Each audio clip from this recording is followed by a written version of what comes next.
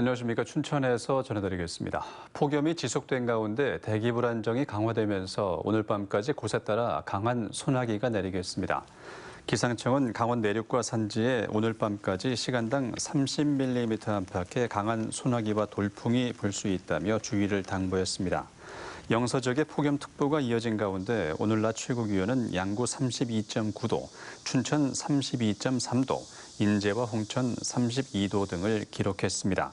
내일은 낮 기온이 다시 35도 안팎으로 올라 오늘보다 더 더울 전망입니다.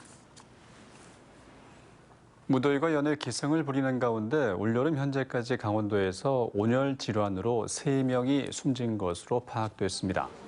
질병관리청에 따르면 지난 5월 20일부터 이달 17일까지 전국에서 온열 질환자 436명이 신고됐고 이 가운데 열사병으로 사망한 것으로 추정되는 사람이 6명입니다. 전국 사망자 6명 가운데 3명은 강원도에서 나왔으며 지역별로는 원주와 고성, 정선에서 발생했습니다. 오늘 강원도에서 코로나19 확진자 27명이 발생했습니다. 확산세가 이어지고 있는 강릉에선 기존 확진자와 접촉한 13명이 감염됐습니다. 확진자 6명이 나온 원주에선 4명이 기존 확진자 접촉이며 2명은 경로를 알 수 없는 유증상자입니다. 또 속초에서 5명, 동해에서 2명이 확진됐습니다.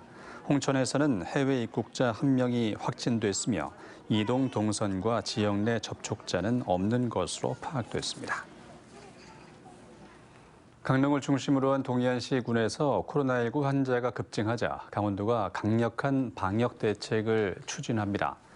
강원도는 최근 일주일간 확진자의 41.9%가 강릉에서 발생함에 따라 오늘부터 강릉의 사회적 거리 두기를 4단계로 전격 상향했다고 밝혔습니다. 또한 나머지 17개 시군의 거리 두기는 2단계를 유지하지만 사적 모임은 4인까지만 허용하기로 했습니다. 특히 현재 68.8%인 병상 가동률을 감안해서 원주와 속초에 병상을 추가로 확보할 계획입니다. 코로나19가 급격히 확산되고 있는 강릉의 상황에 대해서 강원도는 수도권의 방역 강화에 따른 풍선 효과라고 분석했습니다. 강원도가 7월 1일부터 17일까지 발생한 317명의 확진자를 분석한 결과 10대에서 20대가 45.8%, 남성이 62%에 달했습니다.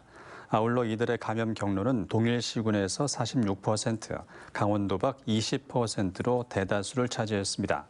강원도는 활동량이 많은 젊은 층들이 여름 휴가와 주말을 맞아 강원도를 찾은 불특정 수도권 방문자와 개별 접촉을 하면서 지역 내 감염이 확산되고 있다고 밝혔습니다.